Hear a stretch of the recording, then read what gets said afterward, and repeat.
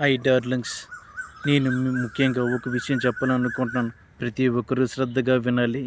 ఏమిటంటే, మనం ఏ రాష్ట్రం వెళ్ళినా ప్రాముఖ్య దేవాలయాల్లో ఎక్కడ కూడా డబ్బులు దర్శనం ఉండదు.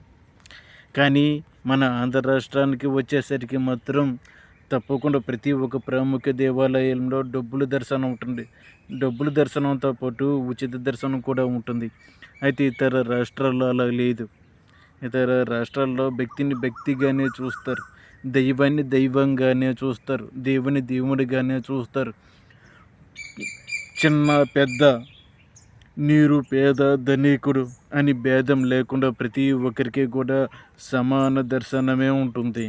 కానీ మన ఆంధ్ర రాష్ట్రంలోకి వచ్చేసరికి డబ్బుల దర్శనం, ఉచిత దర్శనం, ఇది 300 రూపాయల దర్శనం, ఇది 100 రూపాయల దర్శనం, ఇది 500 రూపాయల దర్శనం, ఇది 1000 రూపాయల దర్శనం అనేసి ఉంటుంది.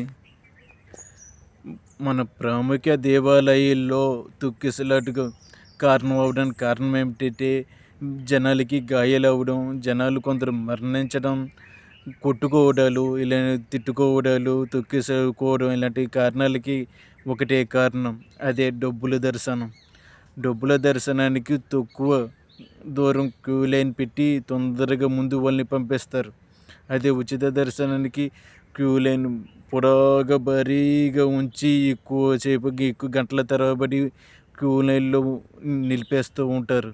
ఇలా నిలపడం వల్ల తొక్కిసలాట్లు జరుగుతున్నాయి, తిట్టుకుంటున్నారు, కొట్టుకుంటున్నారు, గాయాల పాలు అవుతున్నారు, ఆఖరికి ప్రాణాలు కూడా కోల్పోతున్నారు. కానీ దేవుడికి ఎవరిష్టం? పేదవారు, సామాన్యుల్లో కల్మషం లేని మనసు ఉంటుంది. దేవుడికి వాళ్ళంటేనే ఇష్టం.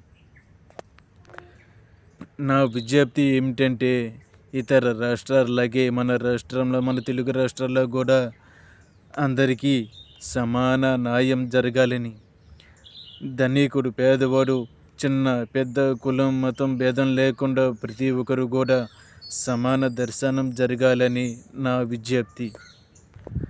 ఉదాహరణకు ఇంకో చిన్న విషయం చెప్పాలనుకుంటున్నాం.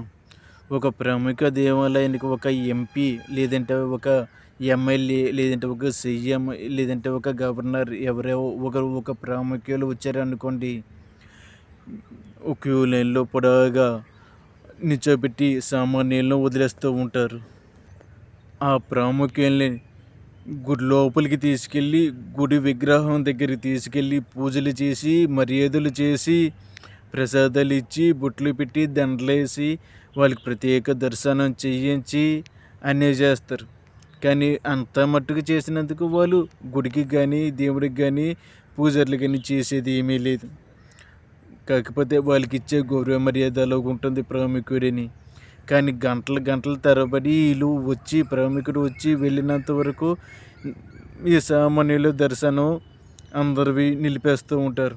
కానీ గంటల తరబడి రోగాలు పాలు తెచ్చుకొని, కాళ్ళు నొప్పులు తెచ్చుకొని, ఊళ్ళు నొప్పులు తెచ్చుకొని, చెమటలు పడి, నానా బాధలు పడి నిలబడి ఉంటాడే, దేవుడు చూసింది ఆ ప్రాముఖ్యునే కాదు, ఈ కష్టపడి దర్శనం చేసుకుని వెళ్తున్న వాళ్ళు సామాన్యుల్ని చూస్తాడు దేవుడు. ప్లీజ్ ఫ్రెండ్స్, ఈ వీడియో నచ్చితే ప్రతి ఒక్కరికి షేర్ చేయండి. కనీసం ఈ వీడియో ద్వారా అయినా మార్పు వస్తుందేమో ఆశిద్దాం. ఈ వీడియో నచ్చితే ప్లీజ్ ఒక లైక్, ఒక సబ్స్క్రైబ్.